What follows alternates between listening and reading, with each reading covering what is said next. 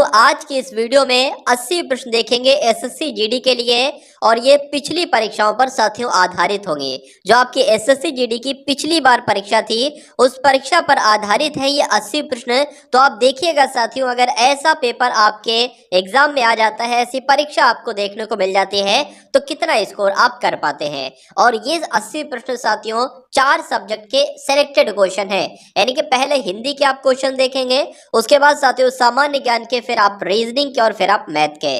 चलिए तो क्लास आपकी शुरू हो चुकी है। क्लास में एंट्री अगर कर दी है तो सारा कुछ काम काज छोड़कर साथियों इस क्लास को पूरा देखिए और बहुत सारा ज्ञान हासिल कीजिए और अपने एग्जाम को बहुत आसानी से क्रैक करेंगे, ऐसी मैं आपसे उम्मीद करता हूं। तो पहला प्रश्न आपकी स्क्रीन पर है, इसका राइट आंसर बताने की कोशिश कीजिए कि सही वर्तनी वाला शब्द कौन सा, यानी कि 4 ऑप्शन आपकी स्क्रीन पर है। और यहां पर अगर बात करें माखन चोर लिखा हुआ है, तो क्या माखन चोर होता है? नहीं होता है। माखन चोर भी नहीं होता है, मक्खन चोर भी नहीं होता है साथियों। माखन चोर कैसे लिखा जाता है? जैसे आपका ऑप्शन नंबर डी में लिखा हुआ है। उसके बाद देखिए ये एक मुहावरा है साथियों, गूलर का फूल। तो गूलर का फूल होने का मतलब क्या होता है? मतलब इसका साथियों क्या होता है? दुर्लभ होना इसका मतलब होता है। तो अगर आपका भी आंसर यहाँ पर ऑप्शन नंबर ए था तो बिल्कुल करेक्ट था। उसके बाद देखिए साथियों फिर से एक वर्तनी वाला प्रश्न आपकी स्क्रीन पर है।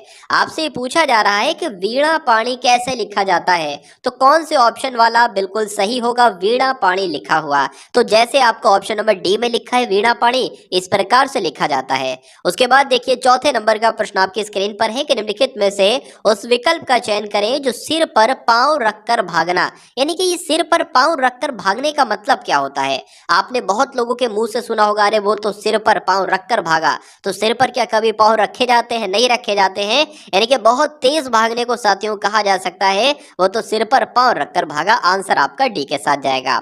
उसके बाद देखिए साथियों पर्यायवाची आपसे पूछा जा रहा है, एक शब्द यहाँ पर दिया गया है, ये शब्द है खग। आपसे पूछा जा रहा है कि खग का पर्यायवाची क्या होगा साथियों।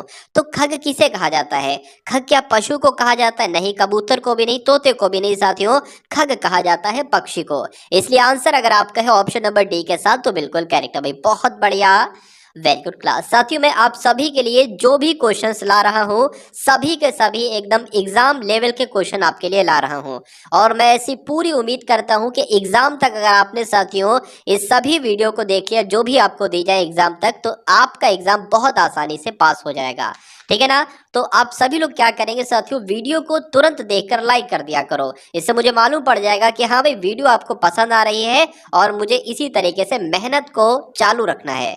जिसके आने की तिथि मालूम ना हो साथियों उसके लिए आपको बताना है एक शब्द क्या होता है। देखिए अगर बात करें जिसके आने की तिथि मालूम ना हो, यानी कि जो अचानक आ जाए, उसको क्या कहा जाता है बताइए? तो उसको क्या कहा जाता है साथियों? उसको तो अतिथि कहा जाता है। इसलिए आंसर आपका जाएगा ऑप्शन नंबर बी के साथ। श्री गणेश का साथियों विलोम आपसे पूछा जा रहा है, क्या होता है बताइए? चलिए तो यहां पर अगर बात करें आंसर आपका किस ऑप्शन के साथ जाने का बताने की कोशिश करेंगे, तो श्री गणेश का विलोम होता है साथियों इति श्री, इसलिए आंसर आपका ऑप्शन नंबर सी हो जाता है। उसके बाद देखिए नीचे दिए गए वाक्यांशों के लिए सही विकल्प का चयन कीजिए जिसे जिस तक ना पहुंचा जा सके। तो जिस तक ना पहुंचा जा सके उसको क्या कहा जाता है साथियों? उसको तो अगम्य कहा जाता है। तो आंसर आपका ए के साथ जाएगा। निम्नलिखित शब्दों में से स्त्रीलिंग शब्द का चयन कीजिए, इसमें से कौन सा साथियों स्त्रीलिंग शब्द है आपसे पूछा जा रहा है बताइए। कि जी किसी भी शब्द के साथ साथियों अगर कैसा आ जाए ऑटोमेटिक कैसा आ जाएगा, किसी भी शब्द को बोलो। आदमी कैसा है, आदमी के साथ कभी कैसी का इस्तेमाल थोड़ी ना करोगे, तो जिसके साथ कैसा आ जाए वो पुल्लिंग होगा और जिसके साथ साथियों कैसी आ जाए वो आपका स्त्रीलिंग शब्द होगा। तो स्थापना कैसी है, तो कैसी आया ये स्त्रीलिंग हो गया और यही आपसे पूछा गया था। स्वदेश कैसा है, अध्याय कैसा है, अपराध कैसा है, ये आपके नीचे तीनों वाले जो है ना वो पुल्लिंग हो जाएगा। स्वदेश कैसा है, अध्याय कैसा है, लेकिन स्थापना यहाँ पर साथियों आपका एक स्त्रीलिंग शब्द हो जाएगा। निम्नलिखित में से उस विकल्प का चयन करें जो त्रिशंकु होना मुहावरे का मतलब आपको बता रहा है।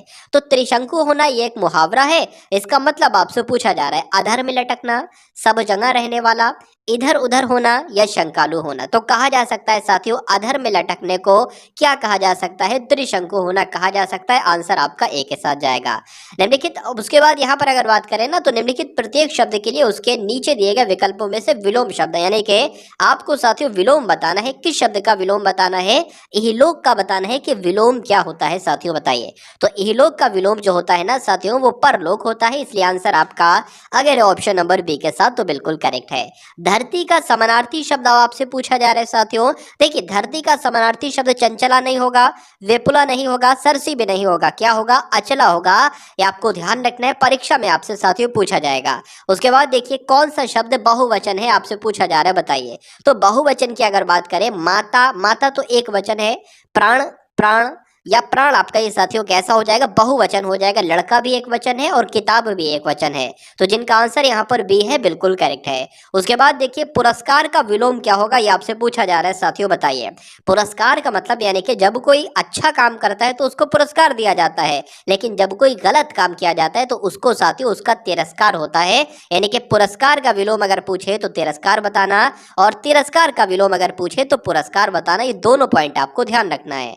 उसके बाद देखिए कि निम्नलिखित वाक्यांशों के लिए एक शब्द का चयन कीजिए, यानी कि जिसकी स्त्री मर गई हो उसको क्या कहा जाएगा, ये आपसे साथियों पूछा जा रहा है, बताइए। चलिए, तो जिसकी स्त्री मर गई हो, ठीक है, जिसकी स्त्री मर गई हो यानी कि जिसकी बीवी मर गई हो उसको क्या कहा जाएगा? तो उसको तो विधुर कहा जाएगा, ये आप लोग ध्यान रखेंगे। और जिसका पुरुष मर गया हो, यानी कि जिसका पुरुष मर गया हो, जिसका आदमी मर गया हो, जिसका पति मर गया हो, उसको क्या कहा जाएगा? उसको साथियों विधवा कहा जाएगा। ये दोनों पॉइंट आप लोग ध्यान रखेंगे, विधुर भी और विधवा भी।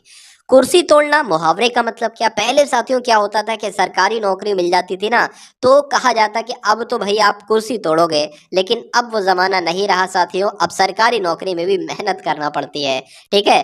कुर्सी तोड़ना अब वो चीज नहीं रही। तो कुर्सी तोड़ना एक मुहावरा है, इसका मतलब क्या होता? मेहनत ना करना, इसलिए आंसर आपका जाएगा ऑप्शन नंबर ए के साथ। तो जिनका आंसर यहाँ पर ए है बिल्कुल करेक्ट भाई, बहुत बढ़िया, वेरी गुड क्लास। चलिए, उसके बाद देखिए अगले नंबर का प्रश्न है कि निम्नलिखित में से कौन सा शब्द अशुद्ध लिखा हुआ है, ये आपसे पूछा जा रहा है, बताइए। तो इसमें से कौन सा शब्द साथियों अशुद्ध लिखा हुआ है, बताने की कोशिश करेंगे। अगर बात करें अनुकंपा तो बिल्कुल सही लिखा हुआ है। सन्यासी की अगर बात करें, ये सन्यासी मुझे यहाँ पर सही नहीं लग रहा है।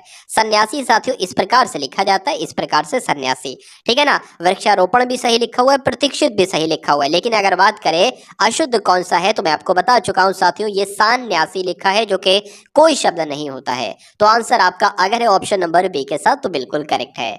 उसके बाद देखिए, युद्ध करने का इच्छुक को साथियों उसको क्या कहा जा सकता है, आपसे पूछा जा रहा है। योद्धा कहेंगे या योधे कहेंगे या युयुत्सा कहेंगे साथियों, या आपका युयुत्सु कहेंगे? तो क्या कहेंगे? युयुत्सु आपको ध्यान रखना है, यानी कि युद्ध की इच्छुक को, यानी कि युद्ध करने को इच्छुक जो हो साथियों उसको युयुत्सु कहा जाता है। आंसर आपका जाएगा ऑप्शन नंबर डी के साथ, और जिनका आंसर यहाँ पर डी है तो बिल्कुल करेक्ट भाई, बहुत बढ़िया, वेरी गुड क्लास। अब उसके बाद देखिए, कौवा चला हंस की चाल, ये एक लोकोक्ति है, और इस लोकोक्ति का आपको बताना है कि मतलब क्या होता है, बताइए। चलिए, बड़ों से प्रभावित होना, कौवा चला हंस की चाल, तो कोई मतलब नहीं निकल रहा है। असंभव प्रयास करना, ये भी नहीं होगा। हृदय परिवर्तन होना, ये भी नहीं हो रहा। अंधानुकरण करना, ये साथियों हम लोग कह सकते हैं कि कौवा चला हंस की चाल, अंधानुकरण करना। आंसर आपका डी के साथ जाएगा। उसके बाद देखिए कि इनमें से कौन सी वर्तनी सही नहीं है, ये आपसे पूछा जा रहा है साथियों, बताइए। तो इसमें से कौन सी वर्तनी अगर बात करें, देखिए सिद्धांत जैसे लिखा है ऐसे लिखा जाता है, उद्योग भी ऐसे लिखा जाता है, कर्तव्य भी ऐसे लिखा जाता है, लेकिन यहाँ पर ये क्या लिख दिया साथियों? कर्तव्य। कर्तव्य ऐसे नहीं लिखा जाता है जैसे आपको ऑप्शन नंबर बी में है ना, ऐसे लिखा जाता है। तो कुल मिला के यहाँ पर कौन से शब्द की वर्तनी सही नहीं थी? तो ऑप्शन नंबर ए वाले की वर्तनी सही नहीं थी, और यही आपका राइट आंसर हो जाता है। तो ये तो थे साथियों हिंदी के 20 प्रश्न आपने देखे, जैसे आपके एग्जाम में पूछे जाते हैं। अब उसी प्रकार आप लोग देखिए सामान्य ज्ञान के 20 प्रश्न, ये यहाँ पर 21 से लेकर 40 तक चलेंगे। उसके बाद 20 प्रश्न देखेंगे मैथ के, और 20 प्रश्न देखेंगे रीजनिंग के, और 20 प्रश्न मैथ के और रीजनिंग के ऐसे मैं आपको समझाऊंगा, इस तरीके से मैं आपको समझाऊंगा, यानी कि कोई लंबा मेथड नहीं, बहुत, यानी कि जिन टीचर्स ने मैथ को और रीजनिंग को बहुत हवा बना के रखा है साथियों, बहुत लंबे लंबे कॉन्सेप्ट आपको समझाते हैं और आप डर जाते हो, तो आज साथियों आपका वो डर भी मैं निकाल दूंगा जड़ से। चलिए, तो गायत्री मंत्र का सबसे पहले उल्लेख अगर बात करें तो किस ग्रंथ में मिलता है? तो किस ग्रंथ में मिलता है साथियों? ऋग्वेद में मिलता है। आंसर आपका ऑप्शन नंबर ए हो जाता है। सैटेलाइट लॉन्चिंग स्टेशन ये कहाँ पर स्थित है, बताइए। तो ये कहाँ पर स्थित है, आप लोग ध्यान रखेंगे, श्रीहरिकोटा में स्थित है, इसलिए आंसर आपका ए हो जाता है। पुलित्जर पुरस्कार साथियों किस क्षेत्र से संबंधित है, यानी कि पुलित्जर पुरस्कार जो दिया जाता है वो पत्रकारिता के क्षेत्र में दिया जाता है। आंसर आपका ऑप्शन नंबर ए हो जाता है।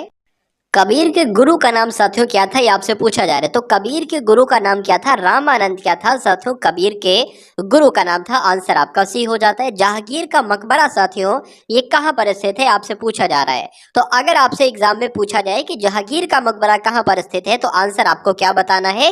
लाहौर में स्थित है। आंसर आपका जाएगा ऑप्शन नंबर ए के साथ। देखिए यहाँ पर अगर बात करें साथियों, आप सभी को मालूम है कि 4 विषयों से प्रश्न आपके बनेंगे एसएससी जीडी परीक्षा में। देखिए मैंने साथियों सब कुछ तैयार कर दिया है, यानी कि आपको एसएससी जीडी का एग्जाम निकालना है। आप सिर्फ ये चाहते हो मुझसे, और मैं ये चाहता हूं कि आप सिर्फ एसएससी जीडी का एग्जाम निकालो और बहुत अच्छे से निकालो, यानी कि जब एग्जाम आप देकर आओ तो आपको कट ऑफ की टेंशन नहीं होना चाहिए। ठीक है, आपको फुल कॉन्फिडेंस होना चाहिए कि टारगेट सिलेक्शन वाले चैनल ने मुझे इतना पढ़ा दिया है, इतना निपुण बना दिया है कि जो भी कंटेंट आएगा 90% साथियों पूरा पेपर इन्हीं सभी क्लासेस में से आएगा। तो अगर बात करें साथियों, आपको एक पॉइंट ध्यान रखा है, मैं आपको जो भी क्वेश्चंस करा रहा हूं, अगर बात करें हिंदी के, बात करें सामान्य ज्ञान के, मैथ के, रीजनिंग के, जितना मैंने आपको पढ़ाया है और इतना इसमें से जितना आएगा, लगभग जितना भी आए 90%, 92%, तो ये आपका गलत नहीं होना चाहिए। अगर यही प्रश्न साथियों एग्जाम में आपको देखने को मिले और यही प्रश्न आपने गलत कर दिए, तो ये गलती साथियों मेरी नहीं होगी, क्योंकि मैं आपके लिए पूरी कोशिश कर रहा हूं कि 90% से ज्यादा ही एग्जाम में फंसे। यानी कि अगर 80 प्रश्न है ना, तो 80 में से कोशिश मैं ये करूंगा साथियों लगभग 70 क्वेश्चन के आसपास आपका टारगेट साथियों होना चाहिए, और ये टारगेट आप लेकर रहोगे। चलिए, तो जो आपको साथियों पढ़ाया जा रहा है उसको बहुत ध्यान से पढ़िए। जो भी क्लास आपको इस चैनल के माध्यम से दी जाए उसको बहुत ध्यान से कीजिए और सभी क्वेश्चंस को अपने मनोमस्तिष्क में कीजिए। यही तरीका होता है एग्जाम को क्रैक करने का। 38वीं समानांतर रेखा की अगर बात करें तो ये किन दो देशों को विभाजित करती है, ये आपसे पूछा जा रहा है। तो उत्तर कोरिया और दक्षिण कोरिया ये दो ऐसे देश हैं जिनको साथियों एक रेखा है जो विभाजित करती है। उस रेखा का नाम क्या है? तो 38वीं समानांतर रेखा है। आंसर आपका बी के साथ है, तो बिल्कुल करेक्ट है। उसके बाद देखिए, संविधान का कौन सा अनुच्छेद राज्य सरकार को ग्राम पंचायत के संगठन का निर्देश देता है, बताइए। तो कौन से अनुच्छेद की बात चल रही है? अनुच्छेद 40 की बात चल रही है, इसलिए आंसर आपका ऑप्शन नंबर बी हो जाता है। निम्न में से किस राज्य में काली मिट्टी पाई जाती है? बहुत इंपॉर्टेंट क्वेश्चन साथियों है। तो अगर बात करें साथियों, गुजरात में भी काली मिट्टी पाई जाती है, मध्य प्रदेश में भी पाई जाती है और महाराष्ट्र में भी पाई जाती है। तो आंसर आपका किस ऑप्शन के साथ जाएगा? डी के साथ जाएगा। भारत में तंबाकू का सबसे ज्यादा साथियों उत्पादन कहां पर किया जाता है, बताइए। चलिए, तो यहां पर अगर बात करें सबसे ज्यादा उत्पादन कहां पर किया जाता है तंबाकू का, तो आंध्र प्रदेश में किया जाता है। राइट आंसर आपका बी के साथ जाएगा। जमींदारी उन्मूलन के लिए संसद में प्रथम संविधान संशोधन किस वर्ष हुआ था? तो यहां पर साथियों अगर एग्जाम में आपसे पूछा जाए कि संविधान में पहला संशोधन साथियों कब हुआ था, तो 1951 में हुआ था। ये आपको ध्यान रखना है साथियों, जमींदारी उन्मूलन के लिए। आंसर जिनका यहाँ पर ए है तो बिल्कुल करेक्ट है। उसके बाद देखिए कि निम्न में से किसके उपग्रह सबसे ज्यादा है? तो सबसे ज्यादा साथियों किसके उपग्रह हैं साथियों? तो बृहस्पति का उपग्रह सबसे ज्यादा है। आंसर आपका सी के साथ जाएगा। उसके बाद देखिए, डीजल की गुणवत्ता किसके द्वारा साथियों व्यक्त की जाती है? एग्जाम में साथियों प्रश्न आपसे बनेगा, तो आंसर आपका किस ऑप्शन के साथ जाना चाहिए? आप लोग यहाँ पर ध्यान रखेंगे, C10 संख्या के द्वारा जो है ना वो डीजल की गुणवत्ता को साथियों व्यक्त किया जाता है। आंसर आपका ए के साथ। चलिए, भारतीय उपमहाद्वीप मूल रूप से निम्न में से किस एक विशाल भूखंड का हिस्सा है? ये आपसे साथियों पूछा जा रहा है। तो किसका हिस्सा है? गोंडवाना लैंड का है, यानी कि जो भारतीय उपमहाद्वीप है ना साथियों, ये किस भूखंड का हिस्सा है? तो गोंडवाना लैंड का हिस्सा है क्या? भारतीय उपमहाद्वीप। ये आप लोग ध्यान रखेंगे, अच्छा क्वेश्चन है और इंपॉर्टेंट क्वेश्चन भी है। आपसे पूछा जा रहा है साथियों, नाबार्ड क्या है? नाबार्ड का नाम आपने सुना होगा, 1982 में जिसकी स्थापना हुई थी। एक तरीके से साथियों ये क्या है? ये एक बैंक है, ये आपको ध्यान होना चाहिए, यानी कि मालूम होना चाहिए। आंसर आपका जाएगा ऑप्शन नंबर बी के साथ। उसके बाद देखिए साथियों, अगले नंबर का प्रश्न आपके स्क्रीन पर है कि सिलिकॉन वैली निम्न में से किसके लिए प्रसिद्ध है, बताइए। तो सिलिकॉन वैली की अगर बात करें, नदी घाटी के लिए, कंप्यूटर सॉफ्टवेयर के लिए, पर्यावरण संरक्षण के लिए, सिलिकॉन उत्पादन के लिए, बताइए।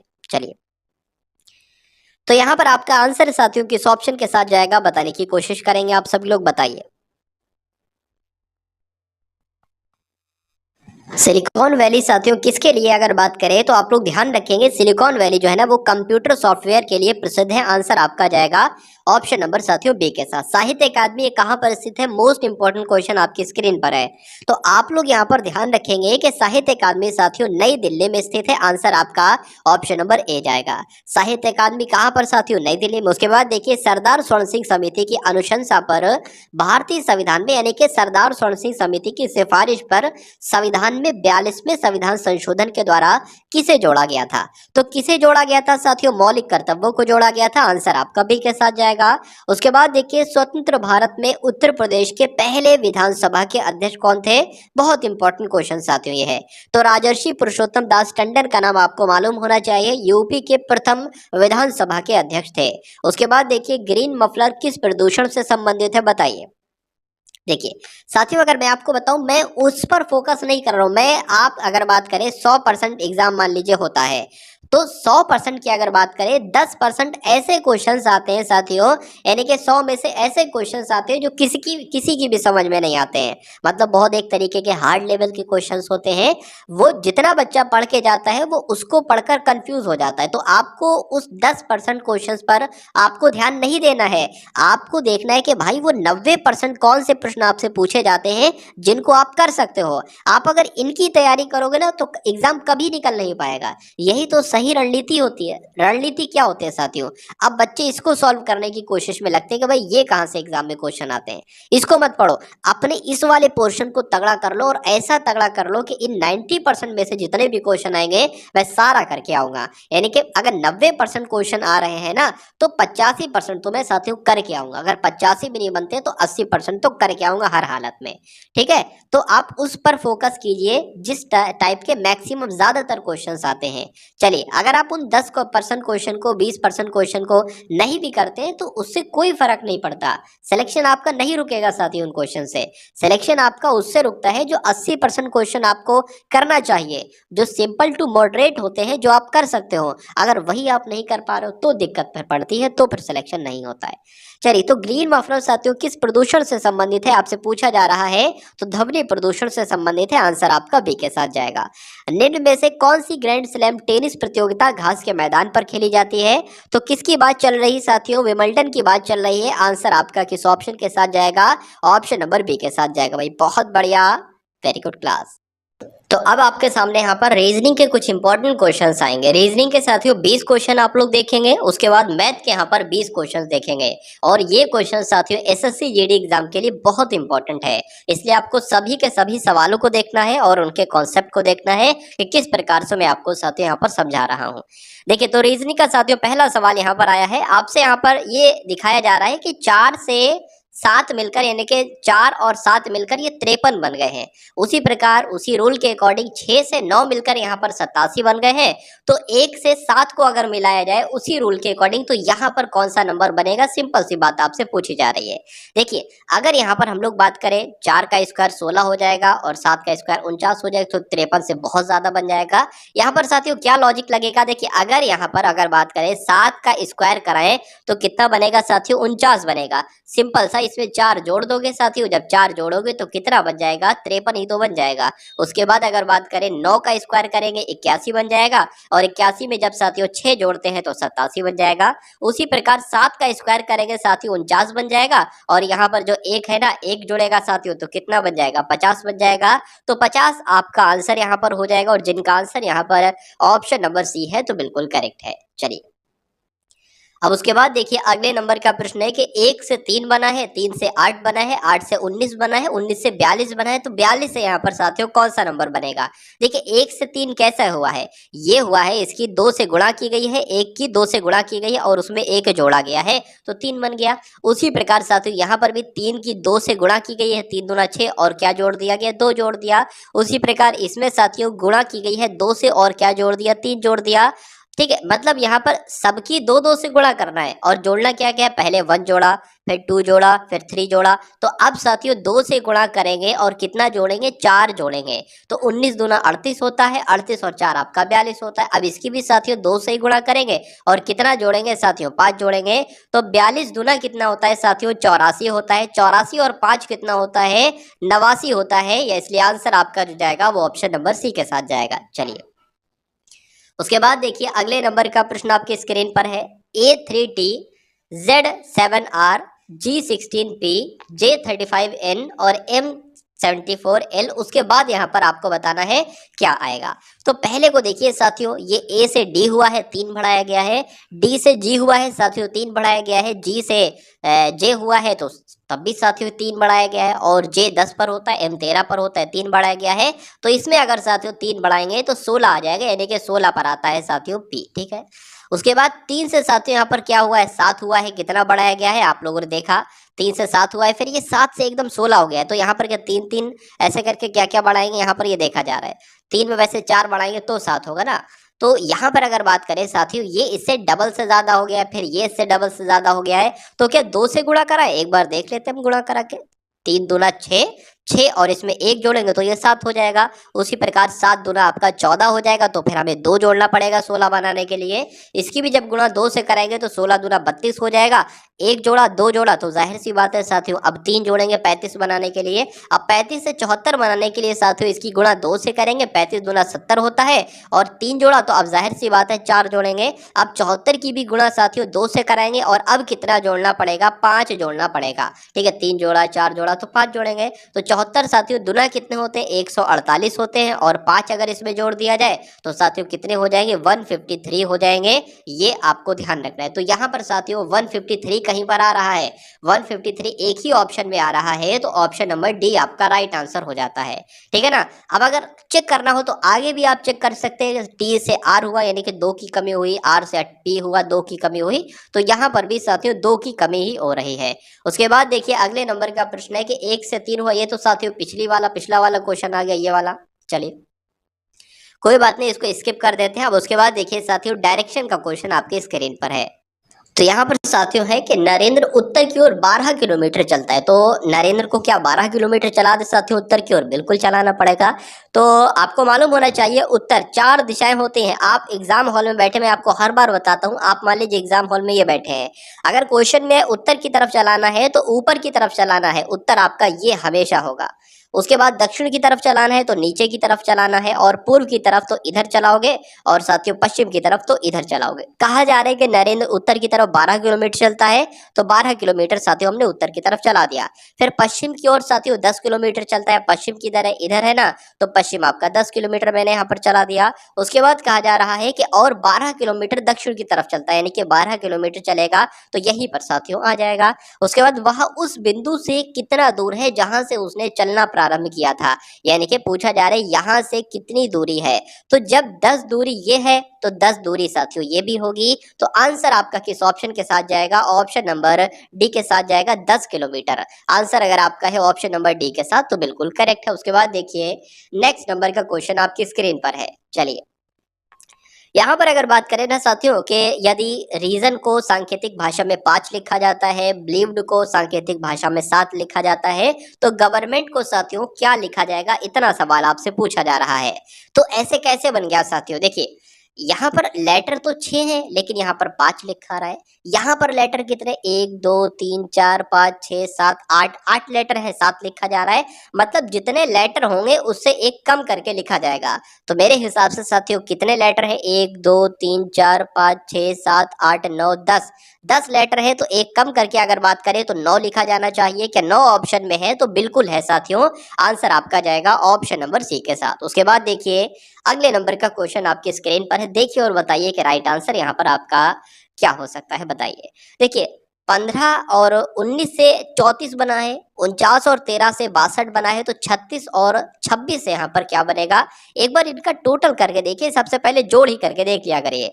9 और 5 साथियों कितने होते हैं, 14 होते हैं, ठीक है ना। उसके बाद साथियों 1 1 1 और यहाँ पर 3 हो जाएंगे, तो ये तो साथियों जोड़ने पर 34 आ गया। इनका अगर जोड़ करते हैं 49, यानी कि 9 और 4 आपके कितने, 9 और 3 आपके साथियों कितने होते हैं, 12 होते हैं, और 5 और 6 आपका 62 हो जाएंगे, तो ये भी मिल गया। यानी कि इसका भी साथियों जोड़ ही करना होगा। 6 और 6 आपके 12 हो जाएंगे, और आपके 3 और 3 आपके 6 हो जाएंगे, तो 62 आपका आंसर आ जाएगा, जो कि कौन से ऑप्शन में है, ऑप्शन नंबर सी वाले में, और यही आपका बिल्कुल करेक्ट आंसर है भाई। बहुत बढ़िया, वेरी गुड क्लास। साथियों रीजनिंग में तो मैं आपको ऐसा बना दूंगा जैसा कोई भी टीचर आपको नहीं बना सकता। इतनी मैं आपको प्रैक्टिस करवा दूंगा, हर टाइप का क्वेश्चन आपको करवा दूंगा, कि जब एग्जाम हॉल में साथियों आप लोग जाएंगे तो एक एसएससी जीडी के लिए एक ऐसा सिंगल क्वेश्चन भी नहीं होगा जो आपको आए ना, जो आप कर ना सको। ठीक है, हर सवाल आपका जाना पहचाना ही होगा टारगेट सिलेक्शन के माध्यम से। ठीक है, तो बहुत अच्छे से आपको पढ़ाई करना है जब तक एग्जाम है, जब तक आपकी क्लास चलेगी। ठीक है साथियों, चलिए तो अंग्रेजी वर्णमाला में बाईं ओर से, मैं आपको हर बार बताता हूँ साथियों, आपका जो सीधा हाथ होता है, कुछ लोगों को नहीं मालूम होता, इसलिए मैं बार बार रिवीजन करा देता हूँ। जो सीधा हाथ होता है वो दायां कहलाया जाता है, और जो उल्टा हाथ होता है साथियों वो क्या कहलाया जाता है, वो बायां कहलाया जाता है। ये दो बातें आपको ध्यान रखना है, मैं आपको बताता हूँ हर बार। देखिए यहाँ पर अगर बात करें अंग्रेजी वर्णमाला में बाईं ओर से, अब मान लीजिए ये हमने साथियों लेटर्स लिखे, ए है, बी है, सी है, कहाँ तक लिखेंगे, ये हम जेड तक मान लीजिए लिखेंगे। अगर आपसे कहा जाए दाईं ओर से चलाना है तो आप जेड से चलाओगे इसकी तरफ, ए की तरफ।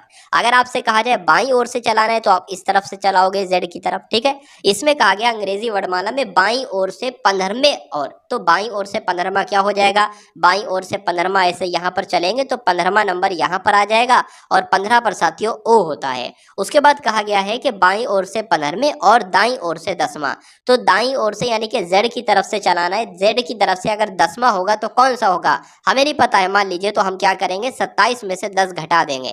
अगर यहाँ पर कहा जाता कि दाईं ओर से 20वां अक्षर कौन सा होगा, या दाईं ओर से छठा अक्षर कौन सा होगा, तो 27 में से 6 घटाते, तो यहाँ पर साथियों 17 हो जाएगा। यानी कि जब हम दाईं ओर से 10वें नंबर तक पहुंचेंगे ना, कि जेड 1 हो गया, वाई 2 हो गया, एक्स 3 हो गया, ऐसे करके साथियों 17 नंबर पर हम पहुंचेंगे, और 17 पर होता है क्यू। उसके बाद लिखा है तो उनके ठीक बीच में कौन सा अक्षर होगा, तो 15 और 17 के बीच में साथियों 16 नंबर होता है, और 16 पर होता है साथियों पी। इसलिए कहा जा रहा है कि उनके अक्षर के ठीक बीच में कौन सा अक्षर होगा, तो पी होगा साथियों। इसलिए आंसर आपका जाएगा ऑप्शन नंबर बी के साथ, और जिनका आंसर यहाँ पर बी है तो बिल्कुल करेक्ट है। उसके बाद देखिए नेक्स्ट नंबर का क्वेश्चन आपके स्क्रीन पर है, आपसे पूछा जा रहा है साथियों, बताइए। यहाँ पर अगर बात करें कि निम्न में से उस आरेख को चुना है जो दिए गए वर्गों के बीच संबंध को सही तरीके से दर्शाता है, यानी कि गहने सोना और चांदी है, तो सोना और चांदी क्या गहने के अंतर्गत आते हैं साथियों, कौन सा यहाँ पर बिल्कुल सही होगा, ये आपको बताना है, बताने की कोशिश करेंगे। राइट आंसर इसका क्या होगा बताइए। देखिए यहाँ पर अगर बात करें ना कि हर सोना चांदी गहना नहीं होता है, कुछ सोने के बिस्किट भी होते हैं, तो जो सोने के बिस्किट होते हैं वो थोड़ी ना साथियों कहलाएंगे गहना। तो अगर बात करें साथियों, मान लीजिए ये गहने हो गए, ठीक है ना, और ये जो है ना ये आपका चांदी हो गया, और इतनी चांदी गहने के अंतर्गत आ जाएगी। ठीक है, और मान लीजिए ये आपका क्या होगा, ये आपका सोना हो गया, इतना सोना आपका गहने के अंतर्गत आ जाएगा। क्या पता अब ये बिस्किट है, सोने के बिस्किट है, या सोने का कुछ भी, जरूरी थोड़ी ना सब हर सोना गहना नहीं होता है, हर चांदी गहना नहीं होता है। इसलिए जो बनेगा ना साथियों आरेख, वो ये बनेगा।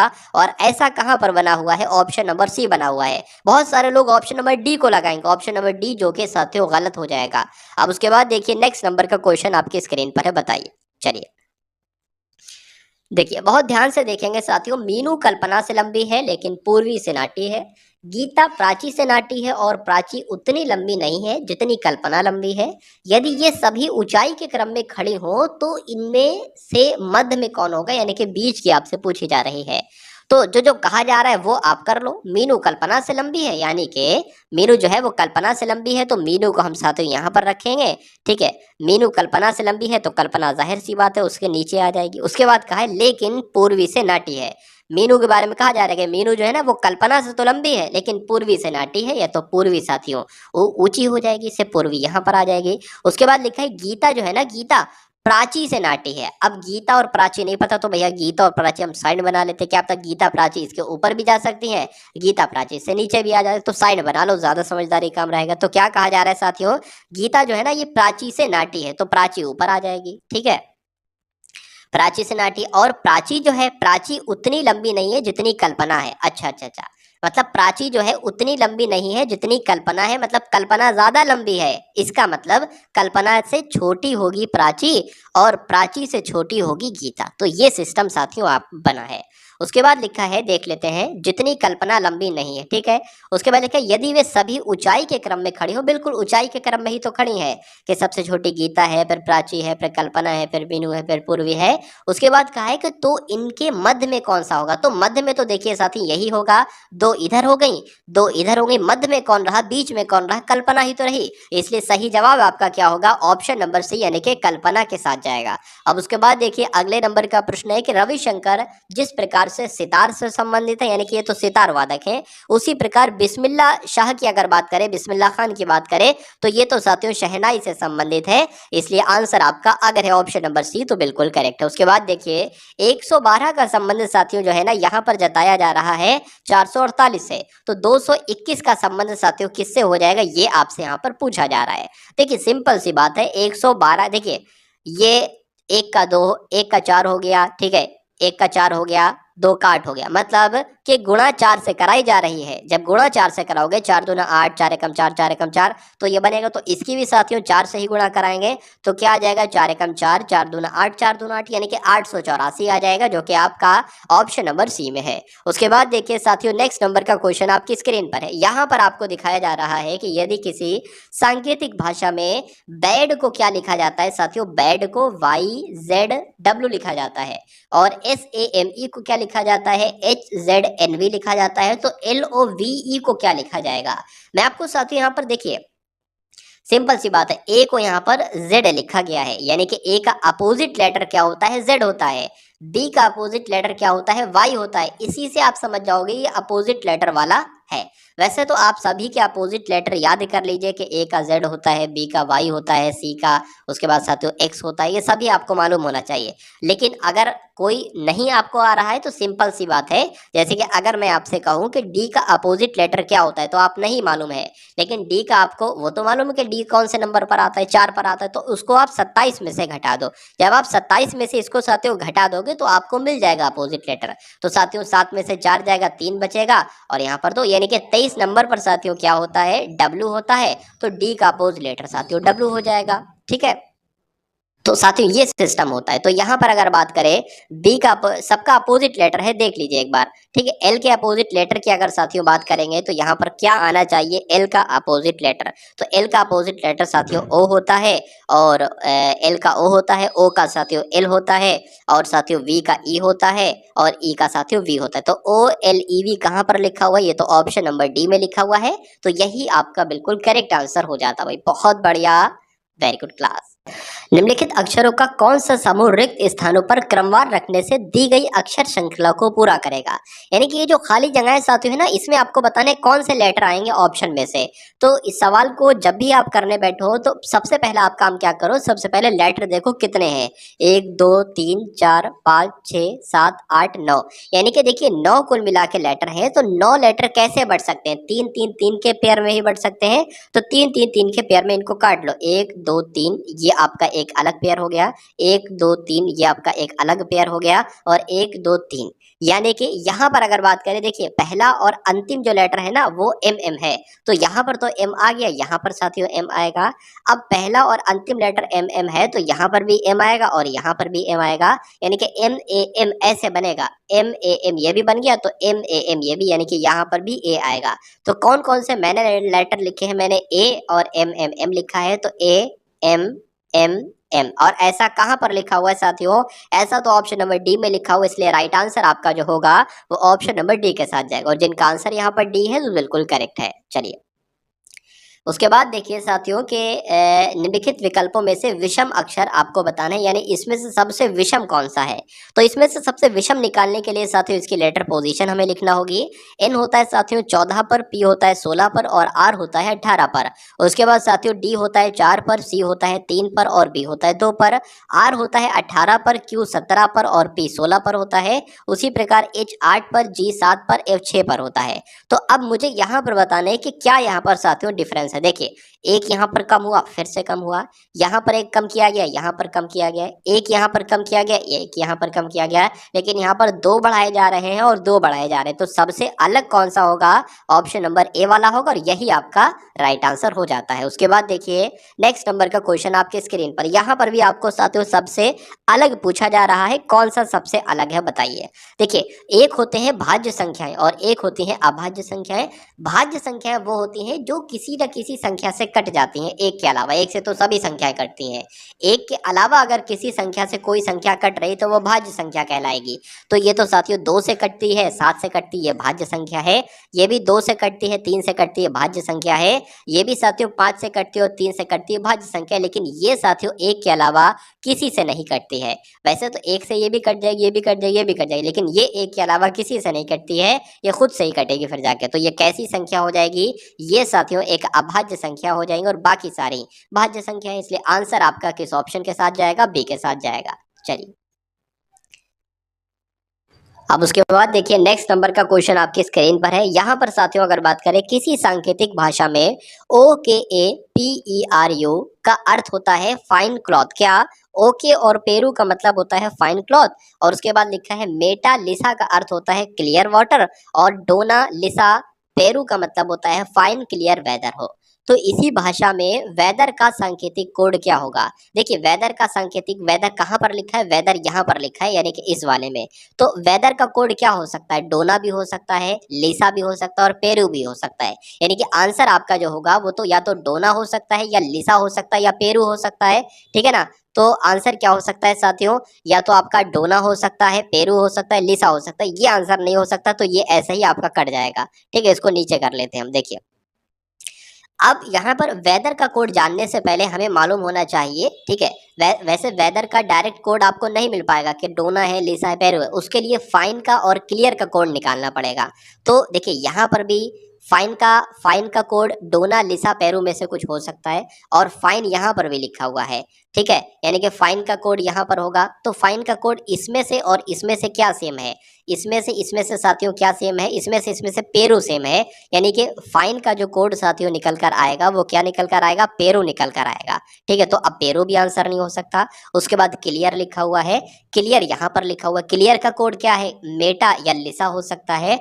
तो देखिए क्लियर का कोड अगर बात करें, इसमें भी क्लियर का कोड है और साथियों जो है ना वो इसमें भी क्लियर है। तो लिसा जो है वो साथियों किसका है? वो क्लियर का कोड है। लिसा आपका क्या हो गया? लिसा आपका साथियों क्लियर का कोड हो गया। अब हमें फाइन का भी कोड पता चल गया, पेरू है, तो पेरू भी आंसर नहीं हो सकता। क्लियर का भी कोड पता चल गया साथियों, क्या है? मैंने क्लियर ही लिख दिया, यहाँ पर लिसा होना चाहिए। ठीक, चलिए लिसा हो गया, तो लिसा भी आंसर आपका नहीं हो सकता। तो आंसर आपका साथियों किस ऑप्शन के साथ जाएगा? डोना के साथ जाएगा। तो जिनका आंसर यहाँ पर डोना है बिल्कुल करेक्ट है। चलिए अब उसके बाद देखिए उस विकल्प का चयन करें, उस विकल्प को चुनिए जो दिए गए संयोजन के प्रतिबिंब के सबसे करीब है। यानी कि साथियों अगर बात करें डेनियल को प्रतिबिंब के सामने रखें तो ये प्रतिबिंब यानी कि शीशे में कैसा डेनियल दिखाई देगा? यानी कि पहली बात तो आपको ये ध्यान रखना है, जो पहला होता है वो सबसे अंत में दिखाई देता है और जो अंत में होता है वो सबसे पहला दिखाई देता है। तो एल कैसा दिखाई देगा? एल साथियों इस प्रकार का दिखाई देगा। उसके बाद ई कैसा दिखाई देगा? ई साथियों इस प्रकार का दिखाई देगा। उसके बाद अगर बात करें आई जैसा दिखाई दे रहा है, आई वैसा ही दिखाई देगा। एन कैसा दिखाई देगा? एन ऐसा दिखाई देगा। सॉरी, एन एन की अगर बात करते हैं तो एन कैसा दिखाई देगा? एन ऐसा दिखाई देगा। ठीक है, तो ये साथियों एन हो गया और ए जैसा दिखाई देता है ए वैसा ही दिखाई देगा। और डी कैसा दिखाई देगा? इस प्रकार का कुछ डी दिखाई देगा। तो ऐसा साथियों कौन से ऑप्शन में है? ऐसा तो मुझे कोई ऑप्शन नहीं दिख रहा है, सब में डी डी किसी में है ही नहीं, जी जी है वो है। तो इसमें से हो सकता हो साथियों ऑप्शन कुछ गलती हो गई हो। तो कुल मिला के जैसे मैंने आपको बताया है ना वैसे आपको ध्यान रखना है। अगर कोई भी वर्ड आपको दे दिया जाए और पूछा जाए ये प्रतिबिंब के सबसे करीब हो, यानी कि प्रतिबिंब में ये कैसा दिखाई देगा, तो जैसा मैंने आपको रूल बताए हैं वैसे आपको ध्यान रखना है। यानी कि जो पहला वाला होगा वो सबसे अंत में दिखाई देगा, जो अंत में होगा वो सबसे पहला दिखाई देना और सब सारे लेटर्स को पलट दो, ठीक है। लेकिन कुछ लेटर ऐसे होते हैं जिनको पलटने पर भी साथियों वो सेम ही दिखाई देते हैं। उसके बाद देखिए इस श्रृंखला में गलत संख्या का साथियों आपको बताना है कौन सी गलत संख्या है। यानी कि 30 है, उसके बाद 27 है, मतलब 3 कम की गई है। उसके बाद 27 से 36 हो गई, यानी कि 9 बढ़ा दी गई है। 36 से एकदम साथियों 45 हो गई है, यानी कि 9 बढ़ा दी गई है। और 45 से साथियों 72 हो गई, यहाँ पर तो बहुत ही बढ़ा दी गई है, ठीक है। तो यहाँ पर साथियों अगर बात देखिए, एक चीज यहाँ पर निकल कर आ रही है, 7 और 2 कितना होता है, 9 होता है। 4 और 5 कितना होता है, 9 होता है। 3 और 6 कितना होता है, 9 होता है। 7 और 2 कितना होता है, 9 होता है। लेकिन 3 और 0 साथियों 3 होता है। तो श्रृंखला में गलत संख्या कौन सी है, तो मेरे हिसाब से तो साथियों 30 जो है ना, ये संख्या गलत है, इसलिए यही आपका आंसर हो जाएगा। और 30 कौन से ऑप्शन में है, तो 30 साथियों ऑप्शन नंबर ए में है साथियों, यही आपका राइट आंसर है। उसके बाद देखिए नीचे एक ही पासे के 4 प्रारूपों को दर्शाया गया है। इस पासे के 2 बिंदुओं वाले फलक के सामने विपरीत फलक पर कितने बिंदु होंगे, यानी कि जहां पर 2 लिखा है ना, उसका विपरीत फलक पर कितने बिंदु होंगे। सिंपल सा प्रश्न आपसे ये साथियों पूछा जा रहा है, बताइए। चलिए देखिए सॉरी, एक तो 2 की अगर बात करें तो 2 यहाँ पर लिखा हुआ है, तो जाहिर सी बात है साथियों 2 का विपरीत फलक 3 भी नहीं हो सकता है और 5 भी नहीं हो सकता है, तो 5 भी आंसर नहीं हो सकता है। अगर तीनों ऑप्शन में होता तो वो भी कट कर देते। 2 का विपरीत फलक साथियों 1 भी नहीं हो सकता है, तो अगर एक ऑप्शन में होता तो उसको भी कट कर दे, और 3 नहीं है तो 3 भी साथियों गलत हो जाएगा। लेकिन ऐसे हमें आंसर नहीं मिला। अब अगर बात करते हैं साथियों यहाँ पर ना कि 2 एक तो यहाँ पर है साथियों, ठीक है, 2 का विपरीत फलक आपसे पूछा जा रहा है, ध्यान रखिए। अच्छा, एक ये यहाँ पर भी लिखा है और एक ये यहाँ पर भी लिखा है। कभी ऐसी कंडीशन आ जाए साथियों कि कोई नंबर एक सेम फलक पर लिखा हो, यानी कि एक यहाँ पर भी, एक बिंदु यहाँ पर भी है, एक बिंदु यहाँ पर भी है, यानी कि कहा जा सकता है कि 3 का अगर विपरीत आपसे पूछता तो 4 हो जाता, 2 का अगर विपरीत आपसे पूछे तो 6 हो जाएगा, और 2 का ही तो विपरीत पूछा है, तो 2 का विपरीत साथियों क्या हो जाएगा, 6 हो जाएगा। आंसर आपका जाएगा ऑप्शन नंबर डी के साथ। चलिए उसके बाद देखिए नेक्स्ट नंबर का क्वेश्चन आपकी स्क्रीन पर है, यानी कि अब आपके सामने साथियों 20 प्रश्न तो हो चुके रीजनिंग के, अब 20 क्वेश्चन हम लोग देखेंगे मैथ के साथियों, टॉप लेवल के एकदम सभी के सभी क्वेश्चंस हैं और बहुत ध्यान से आप लोग देखिएगा। चलिए, किसी कार्यालय के 20 कर्मचारियों का औसत वेतन कितना है, 1900 है। यदि मैनेजर का वेतन भी इसमें शामिल कर लिया जाए तो औसत वेतन बढ़कर के 2000 रुपये हो जाता है। मैनेजर का वेतन बताइए। अगर ये प्रश्न साथियों आपके एग्जाम में आ जाता है तो कैसे आप इसको सॉल्व करेंगे। देखिए, किसी कार्यालय के 20 कर्मचारियों का औसत वेतन कितना है, यानी कि 20 कर्मचारियों का साथियों औसत वेतन कितना है, 1900 है। तो जाहिर सी बात है इन 20 कर्मचारियों का कुल मिला के वेतन कितना होगा, 19 दूना 38 हो जाएगा, यानी कि 38,000 जो है साथियों ये क्या हो जाएगा, 20 कर्मचारियों का कुल मिला के वेतन हो जाएगा। उसके बाद कहा गया है कि यदि इसमें मैनेजर का वेतन भी शामिल कर लिया जाए, यानी कि अभी तक तो 20 लोग थे, अब कितने लोग हो गए, अब 21 लोग हो गए हैं, और जब 21 लोग हो गए हैं यानी कि उसका भी अगर मैनेजर का भी इसमें वेतन शामिल कर लिया जाता है तो औसत कितना हो जाता है, औसत बढ़कर 2000 हो जाता है। यानी कि पहले औसत 1900 था, अब कितना हो गया साथियों, 2000 हो गया। तो अगर कहा जा सकता है साथियों 20 लोगों का औसत मिलाकर वेतन कितना है, 38,000 है। तो 21 लोगों का कितना होगा, 21 दुना आपका 42, तो 42 हो जाएगा और 3 जीरो लग जाएंगे, 42,000 हो जाएगा। तो 38,000 अभी इसमें मैनेजर का वेतन शामिल नहीं है, इसमें मैनेजर का वेतन शामिल कर दिया गया है। तो ये कितना साथियों ऊपर है, कितना एक्स्ट्रा है, 38, यानी कि 4000 ये साथियों ऊपर है। तो कहा जा सकता है 4000 साथियों क्या होगा, यही मैनेजर का वेतन होगा। आंसर आपका जाएगा ऑप्शन नंबर डी, यानी कि 4000 के साथ। चलिए अब उसके बाद देखिए अगले नंबर का प्रश्न आपकी स्क्रीन पर है। आपसे पूछा जा रहा है कि दो संख्याओं का अनुपात कितना है, 4:3 है, 3:4 है, और उनका महत्तम समापवर्तक 15 है। तो संख्याओं का योग क्या होगा, ये आपसे पूछे संख्याएं क्या क्या होंगी। दो सवाल बन सकते हैं, संख्याएं क्या होंगी, संख्याएं बताइए, या छोटी संख्या क्या होगी, या बड़ी संख्या क्या होगी, या संख्याओं का योग क्या होगा, या संख्याओं का डिफरेंस क्या होगा। तो कभी भी आपको साथियों दो संख्याओं का अनुपात दिया हो और मासा दिया हो, यानी कि महत्तम समापवर्तक दिया हो, तो महत्तम समापवर्तक की पहली संख्या से अगर गुणा कराओगे जो नंबर आएगा वो पहली संख्या होगी। महत्तम समापवर्तक की दूसरी अनुपात से गुणा कराओगे जो संख्या होगी वो दूसरी संख्या होगी। तो संख्या पूछे तो 45 60 है, इनका योग पूछे तो इनका योग कर देना साथियों, कितना आपका हो जाएगा, ये आपका हो जाएगा 105। तो आंसर आपका ऑप्शन नंबर ए के साथ जाएगा, 105 के साथ। अब उसके बाद देखिए अगले नंबर का क्वेश्चन आपकी स्क्रीन पर है, देखिए और बताइए राइट आंसर यहाँ पर आपका क्या हो सकता है। चलिए यहाँ पर अगर बात करें a प्लस बी प्लस सी का औसत साथियों कितना है, ठीक है 20 है, तो a प्लस बी प्लस सी का योग कितना हो जाएगा साथियों, सॉरी 20 औसत 20 है तो योग कितना हो जाएगा, योग आपका 60 हो जाएगा, जाहिर सी बात है। उसके बाद b plus C plus D का औसत कितना है 25 है, तो योग कितना हो जाएगा साथियों, जाहिर सी बात है 75 हो जाएगा। तो यहाँ पर मैंने क्या लिख लिया, 75 यहाँ पर मैंने लिख लिया। अच्छा यहाँ पर d का जो मान है साथियों, d का मान कितना है, d का मान 30 है, तो a का मान आपसे पूछा जा रहा है कितना होगा, a का मान पूछा जा रहा है कितना होगा, तो d का मान इसमें साथियों 30 है। अब जब इसमें हम अगर अगर मान लीजिए हम इसमें से क्या निकालते हैं, हम इसमें से साथियों d जो है ना, d 30 है, तो जब साथियों 75 में से d का मान यानी कि 30 माइनस कर देंगे तो वो कितना बचेगा, वो b प्लस सी का ही तो बचेगा। तो 75 में से 30 जरा माइनस कीजिए, क्या बचेगा 5 बच जाएगा, और ये साथियों यहाँ पर 4 बच जाएगा, यानी कि b प्लस सी कितना है, b प्लस सी आपका 45 है और a का मान आपसे पूछा जा रहा है। तो यहाँ पर अगर b प्लस सी का मान घटा दिया जाए तो हमें सिर्फ a का मान तो पता चल जाएगा, यानी कि 60 में से अगर 45 घटा दिया जाए तो a का मान हमें पता चल जाएगा, और 60 में से 45 घटाएंगे तो साथियों 15 बचेगा, a का मान 15 होगा, और यही आपसे पूछा जा रहा था कि a का मान क्या होगा, आंसर आपका जाएगा डी के साथ। चलिए उसके बाद देखिए नेक्स्ट नंबर का क्वेश्चन आपके स्क्रीन पर है। यहाँ पर अगर बात करें a अनुपात b कितना है, 3 अनुपात 4 है, b अनुपात c कितना है, 5 अनुपात 7 है, और c अनुपात d कितना है, 8 अनुपात 9 है, तो a अनुपात d का अनुपात बताना है। देखिए दो सवाल यहाँ से बन सकते थे, एक तो आपसे पूछा जाता कि a अनुपात d का अनुपात बताइए, दूसरा सवाल आपसे पूछा जा सकता था क्या कि a अनुपात b अनुपात c का अनुपात बताइए। ठीक है, ये 3 अनुपात आपको दे दिए जाते, आपसे पूछा जाता कि a अनुपात b अनुपात c का अनुपात बताइए। तो पहले हम a अनुपात b अनुपात c का अनुपात निकाल लेते हैं। देखिए यहाँ पर अगर साथियों हम लोग बात करते हैं, देखिए भाई ठीक है ना, तो सबसे पहले जब हम a अनुपात b अनुपात c निकालेंगे कैसे, ये सबसे पहले आपको मालूम होना चाहिए। हम सबसे पहले निकलेंगे साथियों a अनुपात b का मान कितना है, 3 अनुपात 4 है, b अनुपात c का अनुपात कितना है साथियों, 5 अनुपात 7 है। तो हम इसको कैसे गुणा कराएंगे, 3 की गुणा कराएंगे 5 से, 5 की गुणा कराएंगे 4 से, 4 की गुणा कराएंगे 7 से, यानी कि जो गुणा कराने पर साथियों निकलेगा वही तो a अनुपात b अनुपात c होगा।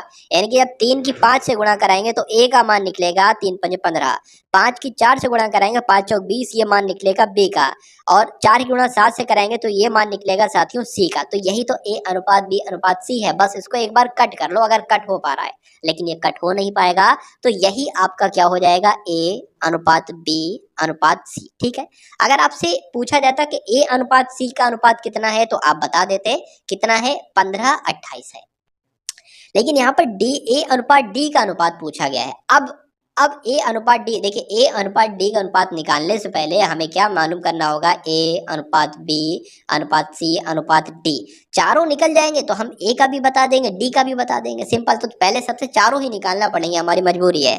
तो a अनुपात b अनुपात c का अनुपात निकालने के बाद हमें क्या करना होगा साथियों, हमें करना होगा c अनुपात d का अनुपात रखना होगा यहाँ पर। तो ये हो गया, ये हो गया, ठीक है। अब a अनुपात b अनुपात c अनुपात d का अनुपात निकालने के लिए हमें क्या करना होगा, 15 की गुणा 8 से, 20 की गुणा 8 से, 28 की गुणा 8 से, फिर 28 की गुणा 9 से, तो ऐसे निकल जाएगा। तो 15 की गुणा 8 से करते हैं साथियों, 15 अट्ठे कितना होता है, 120 होते हैं।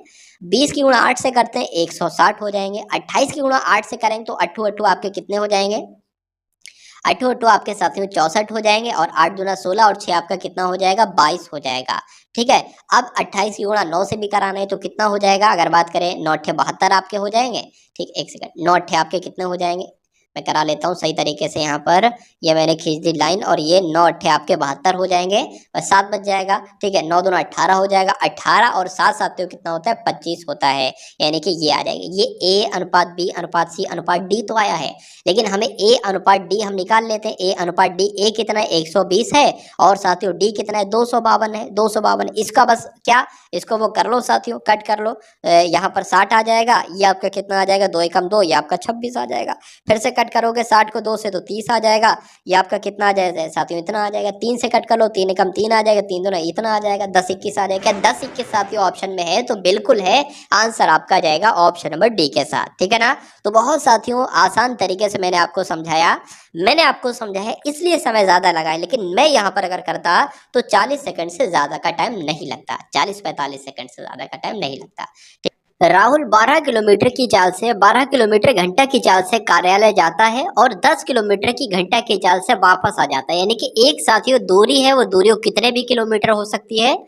अगर राहुल साथियों यहाँ से इधर को जाता है अपने कार्यालय तो 12 किलोमीटर प्रति घंटा की चाल से जाता है, यानी कि एक घंटे में 12 किलोमीटर की दूरी तय करता है, ऐसे जाता है। और जब वापस आता है तो 10 किलोमीटर के प्रति घंटा की चाल से आता है। तो उसकी औसत चाल साथियों क्या होगी, ये आपसे पूछी जा रही है। देखिए औसत चाल का सूत्र होता है, जब भी आपसे औसत चाल पूछी जाए तो आपको ध्यान रखना है 2xy बटे x प्लस वाई। ये x क्या होगा साथियों, पहली चाल होगी, y क्या होगा, दूसरी चाल होगी। तो सिंपल सा साथियों आप लोग पुट कर देंगे दो, पहली चाल क्या है यानी कि x का मान क्या है साथियों 12, और अगर बात करते हैं साथियों y क्या है, दूसरी चाल है तो 10 है, बटे में साथियों क्या हो जाएगा 12 प्लस 10 हो जाएगा, 12 प्लस 10 हो जाएगा।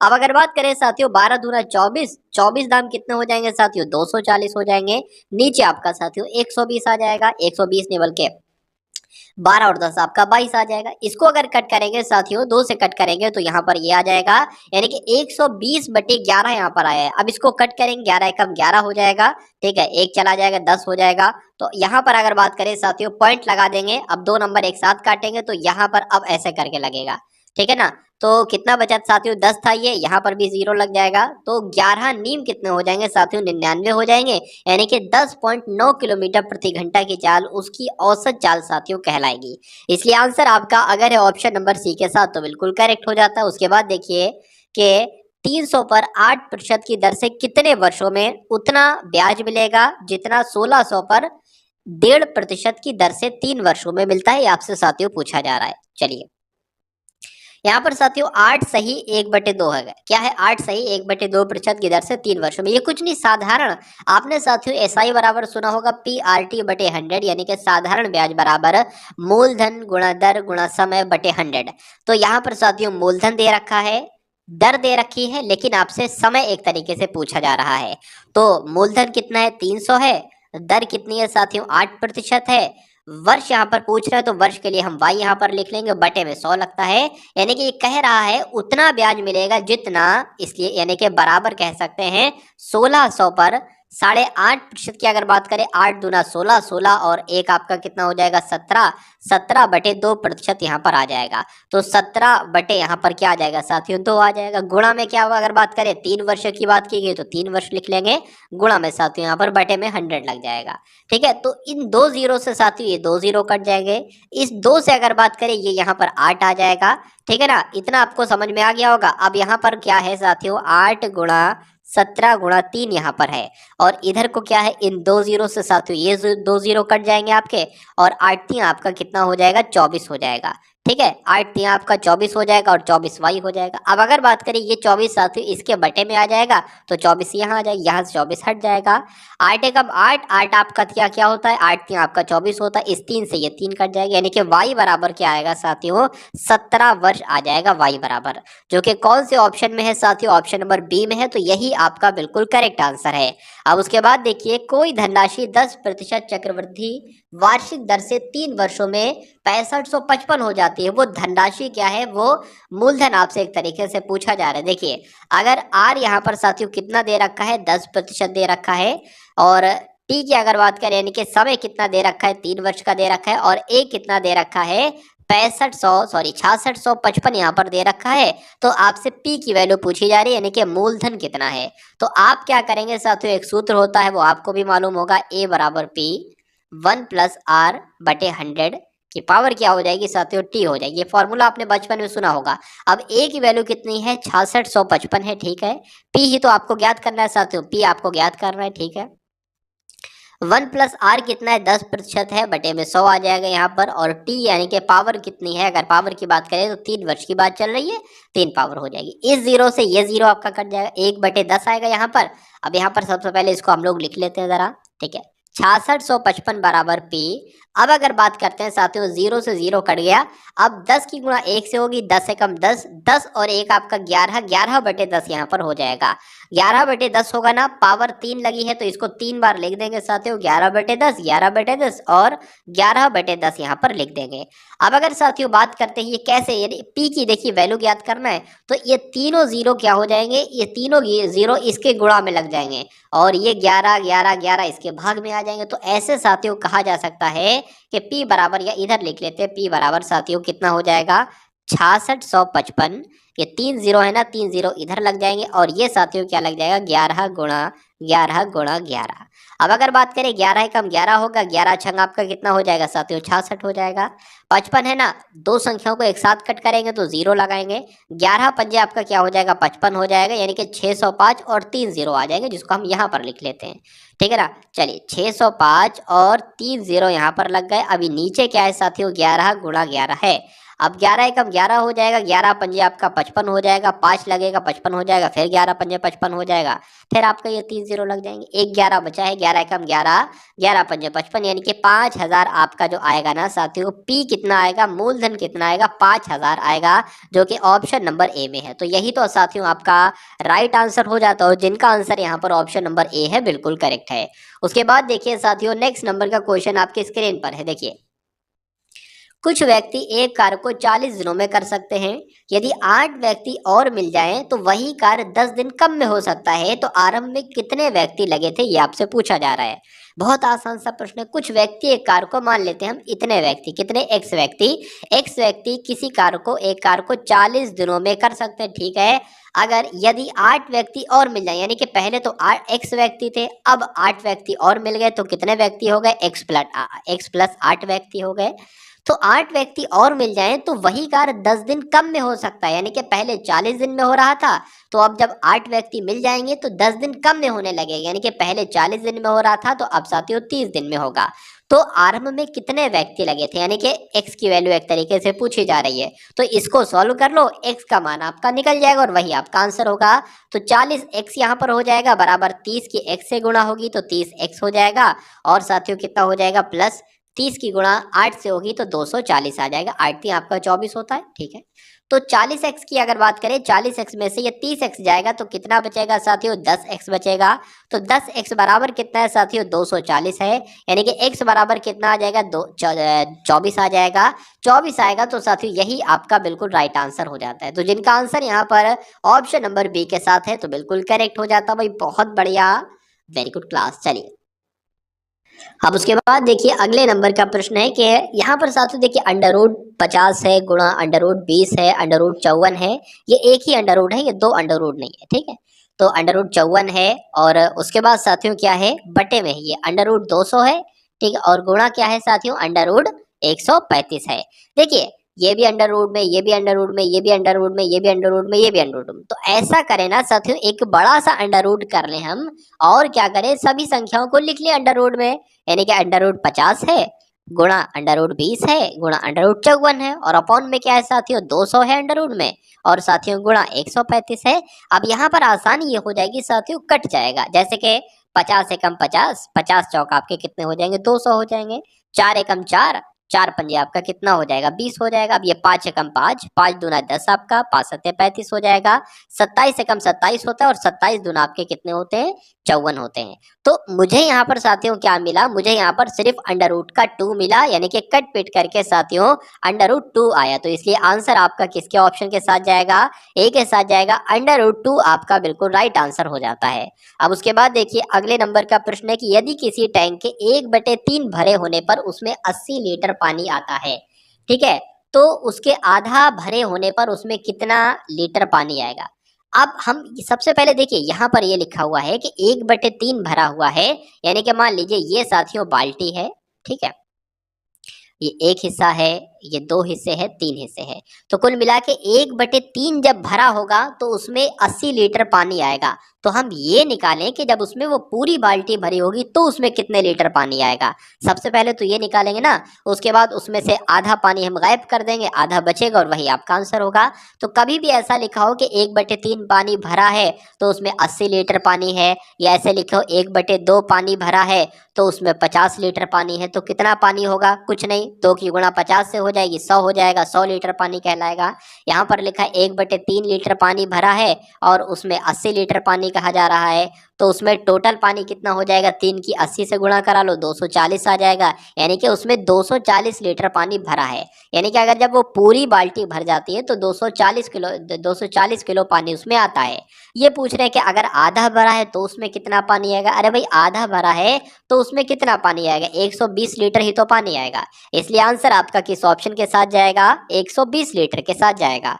अब उसके बाद देखिए अगले नंबर का क्वेश्चन आपकी स्क्रीन पर है। आपसे यहाँ पर पूछा जा रहा है कि ए एक कार्य को 6 दिनों में करता है, बी उसी कार्य को 12 दिनों में करता है। यदि दोनों एक साथ काम करें तो कार्य खत्म करते हैं तो ए कार्य कितना कार्य पूरा करेगा? ये आपसे साथियों पूछा जा रहा है। बहुत अच्छे लेवल का साथियों ये क्वेश्चन आपकी स्क्रीन पर है। चलिए तो ध्यान से देखेंगे साथियों और बताने की कोशिश करेंगे राइट आंसर। ठीक है, तो ए एक कार्य को 6 दिनों में खत्म करता है, तो लिख सकते हैं साथियों ए एक कार्य को 6 दिन में खत्म करता है, बी उस कार्य को 12 दिनों में खत्म करता है। यदि दोनों एक साथ कार्य खत्म करते हैं तो ए ने कितना कार्य किया? तो देखिए सबसे पहले साथियों हम लोग ये कह सकते हैं कि ए का एक दिन का काम कितना है? ए का एक दिन का काम है 1/6 और बी का एक दिन का काम कितना है? बी का एक दिन का काम है 1/12। दोनों अगर मिलकर काम करते हैं तो उनका एक दिन का काम कितना निकलता है? ये दोनों को हमने साथियों जोड़ लिया। ये हमें जब इसको कैलकुलेट करेंगे ना तो क्या निकलेगा साथियों? दोनों का एक दिन का काम निकलेगा। तो ये साथियों 12 कम 12 हो जाएगा, प्लस 6 आ जाएगा और नीचे क्या हो जाएगा? 12 छंग आपके 72 हो जाएंगे। क्या निकलेगा साथियों? 18/72 निकलेगा। और इसको जब कट करेंगे ना साथियों तो कितना निकलेगा? 18 को साथियों जब 72 से कट करेंगे तो 1/4 आ जाए, क्योंकि 18 चौक 72 होते हैं। तो कहा जाए ये जो 1/4 आया है साथियों ये क्या है? आपको ध्यान रखना है कि ए प्लस बी का एक दिन का काम है। ए बी मिलकर काम करते हैं तो ये एक दिन का काम है। अब जब साथियों ए और बी मिलकर यानी कि एक दिन का काम है तो 4 दिन में वो काम समाप्त भी होता है। यानी कि ये टोटल काम कितने दिन में करते हैं? 4 दिनों में ये टोटल काम करते हैं। टोटल जो काम करते हैं ना 4 दिनों में वो समाप्त हो पाता है। अब अच्छा ए का एक दिन का कार्य कितना है? ए का एक दिन का कार्य 1/6 है और 4 दिन टोटल काम करता है। तो साथियों कहा जा सकता है कि ए कितने दिन में ए कितना कार्य करेगा? ए कार्य करेगा साथियों 2 एकम 2 दूना 4 और 2 3 6 आपका हो जाएगा, 2 दूना 4 हो जाएगा, यानी कि 2/3 कार्य करता है साथियों कौन? ए। तो इसलिए आंसर आपका जो जाएगा वो ऑप्शन नंबर बी के साथ जाएगा। उसके बाद देखिए साथियों नेक्स्ट नंबर का क्वेश्चन है कि एक पंखे का अंकित मूल्य 1500 रुपए है और अंकित मूल्य पर 20% की छूट दी जाती है। तो ग्राहक को 1104 में खरीदने के लिए इसके अतिरिक्त कौन सी छूट दी जाती है? ये आपसे पूछा जा रहा है। बहुत अच्छा क्वेश्चन साथियों आपके स्क्रीन पर है। देखिए एक पंखे का अंकित मूल्य यानी कि एक पंखे पर साथियों कितने रुपए अंकित है? 1500 रुपए अंकित है। अंकित मूल्य पर यानी कि 1500 पर अगर 20% की छूट दी जाती है तो 15% पर साथियों जब 20% की छूट दी जाती है तो ये हमें 80% में पड़ेगा। यानी कि जब इसको साथियों कैलकुलेट कराओगे ना साथियों तो इस 0 से ये 0 कट जाएगा, 15 8 120 हो जाएगा। यानी कि 1200 में पड़ता है। जब 20% की छूट दी जाती है तो ये 1200 में पड़ता है। अगर इसको साथियों 1104 में खरीदना हो तो कितनी छूट दी जाएगी? तो कितनी छूट दी जाएगी साथियों? 1200 में से अगर बात करें साथियों 1104 को अगर घटाएंगे तो कितने बचेंगे साथियों? 96 बचेंगे। तो 96 की हम निकाल लेंगे। ठीक है, यहाँ पर साथियों क्या आ जाएगा? 1200 आ जाएगा। ये 2 0 से ये 2 0 कट जाएंगे। 12 के 12 साथियों 12 अट्ठे कितने होते हैं? 12 अट्ठे 96 होते हैं। तो 8% की साथियों छूट दी जाएगी। आंसर आपका जाएगा ऑप्शन नंबर ए के साथ। उसके बाद देखिए अगले नंबर का क्वेश्चन है 4/5 है का 5/8 है गुणा 6 + 15 - 10 है। इसको सरल आपको करना है, इसको साथियों कैलकुलेट आपको करना है। मैं आपको कई बार बता चुका हूं जब भी का लिखा हो ना उसका मतलब होता है गुणा, यानी कि 4/15 गुणा 5/8 हो जाएगा प्लस 6 प्लस आपका इसको घटा लेते हैं साथियों, 5 यहाँ पर बच जाएगा, ठीक है ना। अगर बात करें साथियों 5 से या 15 कट जाएगा 3 हो जाएगा, इस 4 से 1 आपका कट जाएगा 2 हो जाएगा, यानी कि 1/6 आ जाएगा, प्लस यहाँ पर कितने आ जाएंगे, यहाँ पर 11 आ जाएंगे, इसको 1 मान लेते हैं हम। तो इसको जब साथियों कैलकुलेट करेंगे ना तो 1 आ जाएगा, 11 छंग आपका 66 हो जाएगा और 6 आ जाएगा, यानी कि 67 साथियों 6 यहाँ पर आपके सामने बचे जाएगा, ठीक है ना। तो यहाँ पर आपका क्या आ रहा था, 67/6 आ रहा था। तो हो सकता है टाइपिस्ट से कुछ प्लस माइनस की यहाँ पर कुछ भूल चूक हो गई हो, इसलिए आंसर आपका एक्यूरेट नहीं आ पा रहा है। खैर कोई नहीं, जो तरीका था वो तरीका मैंने आपको बताया, इन बातों को आपको ध्यान रखना है, सही आंसर तक आप पहुंच जाओगे। उसमें प्लस माइनस की हो सकता हो कुछ मिस्टेक हो। चलिए अगले नंबर का प्रश्न देखिए, राम ने अपनी घड़ी 220 रुपए में बेची, इस प्रकार उसे 10% का लाभ हुआ, तो घड़ी का लागत मूल्य क्या था, यानी कि घड़ी को उसने कितने रुपए में खरीदा था। देखिए 10% के लाभ पर बेची जा रही है 120 रुपए की, यानी कि साथियों 110% की वैल्यू कितनी है, 220 रुपए है। आपसे 100% की वैल्यू पूछी जा रही है। तो अगर बात करें साथियों, ये 110 जो है वो नीचे आ जाएगा और गुणा हम कर देंगे साथियों 100 से इसकी। अब अगर बात करें इस जीरो से ये जीरो कैंसिल हो जाएगा, 11 एकम 11, 11 दूना आपका 22 हो जाएगा, यानी कि 2 की 100 से गुणा करोगे तो साथियों 200 आएगा। तो कहा जा सकता है घड़ी को उसने साथियों 200 रुपए में खरीदा था और 220 रुपए में बेचेगा, तभी तो उसको 10 रुपए का प्रॉफिट होगा। उसके बाद देखिए साथियों अगले नंबर का प्रश्न आपकी स्क्रीन पर है, देखिए और बताइए राइट आंसर यहाँ पर आपका क्या हो सकता है। एक आयताकार है, पार्क है एक आयताकार, तो मैं देख लेता हूँ यहाँ पर साथियों, एक ही आयताकार पार्क है। पार्क की लंबाई की बात करें साथियों तो 8 मीटर है और चौड़ाई की बात करूं साथियों तो 6 मीटर है। इसके विकर्ण की लंबाई क्या है, विकर्ण क्या होता है साथियों, जो ऐसे यहाँ पर एक लाइन आती है इसको विकर्ण कहा जाता है। आपसे पूछा जा रहा है साथियों कि इसकी लंबाई कितनी है, 8 है, इसकी लंबाई 6 है, तो विकर्ण की लंबाई क्या होगी। आपको मालूम होना चाहिए साथियों, ये एक तरीके से कर्ण इसको हम लोग कह सकते हैं, ठीक है ना। तो एक सूत्र होता है कर्ण स्क्वायर बराबर आधार स्क्वायर और प्लस आपका क्या हो जाएगा, लंब स्क्वायर हो जाएगा। तो कर्ण की अगर हमें बात करना है ना साथियों तो हम कर देंगे 8 का स्क्वायर कर देंगे प्लस 6 का स्क्वायर कर देंगे, तो क्या निकल कर आएगा साथियों, 8 8 का स्क्वायर 64 हो जाएगा और 6 का स्क्वायर साथियों कितना हो जाएगा, 36 हो जाएगा। ये निकल कर साथियों कर्ण का स्क्वायर बराबर निकलकर 100 आ जाएगा। अब जब स्क्वायर स्क्वायर हटेगा, अंडर रूट इस पर चढ़ेगा, तो के बराबर जो निकल कर आएगा साथियों वो 10 निकल कर आएगा, यानी कि इसकी जो लंबाई होगी ना साथियों वो 10 होगी। तो कर्ण की लंबाई कितनी हो जाएगी साथियों, 10 हो जाएगी। आंसर आपका आ जाएगा ऑप्शन नंबर ए के साथ। उसके बाद देखिए नेक्स्ट नंबर का प्रश्न आपकी स्क्रीन पर है कि एक व्यक्ति 18 किलोमीटर दूर 15 किलोमीटर घंटा की रफ्तार से जाता है, ठीक है, मतलब एक दूरी है 18 किलोमीटर की दूरी है, वो जाता तो है 15 किलोमीटर घंटे की रफ्तार से तथा वापस रिक्शे से आता है 10 किलोमीटर प्रति घंटा की रफ्तार से, तो उसकी औसत चाल क्या होगी। अभी यही प्रश्न मैंने आपको कराया था इसी टाइप का, लेकिन वहां पर दूरी नहीं दी गई थी। तो दूरी दी हो दूरी ना दी, मतलब कुल मिला के साथियों अगर दूरी समान है, अब वो एक तरफ जाए हेलीकॉप्टर से और उसकी दूसरी तरफ से आए पैदल आए, एक तरफ उसकी चाल है 200 किलोमीटर प्रति घंटा, वापसी की उसकी चाल मान लो अगर है 5 किलोमीटर प्रति घंटा, तो कोई दिक्कत नहीं है। दो चालें आपके सामने है, फॉर्मूला आपको मालूम होना चाहिए 2xy अपॉन में x प्लस वाई। क्वेश्चन जैसे कि जैसा भी आ जाए क्वेश्चन आप आराम से कर डालोगे। 2 लिख दिया, x क्या होता है, पहली किलोमीटर प्रति घंटा की चाल होती है तो 15 किलोमीटर है, 15 किलोमीटर लिख दिया, गुणा लगा दिया, दूसरी चाल क्या है 10 किलोमीटर प्रति घंटा है तो 10 लिख लिया, बटे में साथियों 15 प्लस 10 यहाँ पर आ जाएगा। ऊपर क्या आएगा 15 कि अगर 2 से करें तो 30 आ जाएगा, 30 है यानी कि 10 से करें तो 300 आ जाएगा, 300 बटे आपका 25 आ जाएगा। और दुनिया जानती साथियों 25 की जब इससे भाग दोगे तो यहाँ पर साथियों 12 किलोमीटर प्रति घंटा आएगा। तो आंसर आपका किस ऑप्शन के साथ जाएगा, ऑप्शन नंबर ए के साथ जाएगा, यानी कि औसत चाल साथियों 12 किलोमीटर प्रति घंटा हो जाती है। चलिए उसके बाद देखिए कि 10% तथा 30% की उत्तरोत्तर छूट कितनी एकल छूट के बराबर होगी। तो सूत्र होता है, फॉर्मूला होता है साथियों 10 प्लस 30 माइनस 10 गुणा 30, 10 गुणा 30 बटे में साथियों क्या आ जाएगा 100 आ जाएगा।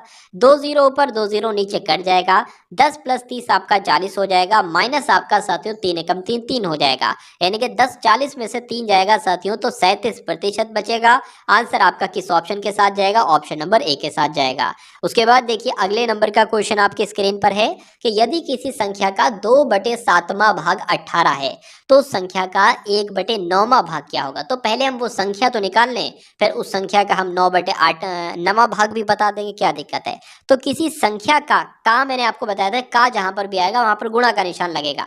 यानी कि मान लीजिए इस संख्या का तो गुणा का निशान लगे, 2/7वां भाग जो है ना कितना है, 18 है। इसको सही से लिखे तो 2 की गुणा x से हो जाएगी, यानी कि 2x/7, 2x/7 बराबर कितना है, 18 है। अब इस 7 की गुणा 18 से कर देंगे साथियों, तो ये 7 यहाँ आ जाएगा, यहाँ से कट हो जाएगा। इस 2 की भाग ये नीचे आ जाएगी, तो 2 यहाँ आ जाएगा, ये 2 कट जाएगा, तो x बराबर 18 गुणा 7/2 आ जाएगा। 2 एकम 2, 2 नीम आपका 18 हो जाएगा, और 9 सत्ते आपका 63 होता है। यानी कि x का मान कितना निकला साथियों, 63 निकला।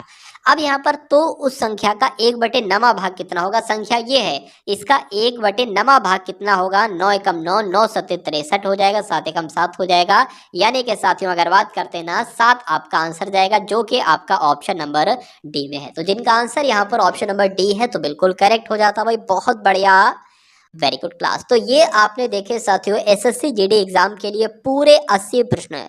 इसमें हिंदी के भी प्रश्न थे, सामान्य ज्ञान के भी प्रश्न थे, और उसके अलावा साथियों मैथ के, रीजनिंग के भी प्रश्न थे। उसके अलावा साथियों उम्मीद करता हूँ क्लास को आपने पसंद किया होगा। अगर पसंद किया है तो प्यारी सी इस क्लास में प्यारा सा कमेंट आपका होना चाहिए साथियों, मैं बाद में उसको पढ़ूंगा, उसको लाइक करूंगा। अगर बात करें साथियों आपके एसएससी जीडी एग्जाम के लिए एक प्लेलिस्ट बनाई गई है, जिसका लिंक आपको डिस्क्रिप्शन में देखने को मिल जाएगा। वो पूरी प्लेलिस्ट बिल्कुल निःशुल्क है, वहां पर जाइए और सभी वीडियोस को बहुत अच्छे तरीके से वॉच कीजिए। तैयारी में आपकी 4 चांद बहुत आराम से लग जाएंगे। चैनल पर नए हैं तो चैनल को सब्सक्राइब कीजिए। एक उसके अलावा साथियों एसएससी जीडी वालों के लिए ग्रुप है, उसका लिंक भी साथियों डिस्क्रिप्शन में, व्हाट्सएप ग्रुप है, उसको भी एक बार ज्वाइन कीजिएगा, ताकि कोई भी अपडेट आए एसएससी जीडी के तो तुरंत आप तक पहुंच जाए साथियों उस ग्रुप के माध्यम से। तो कम से कम साथियों 2 मित्रों को इस वीडियो को आपको शेयर करना है। मिलते हैं हम सभी लोग आने वाली वीडियो में। जय हिंद साथियों।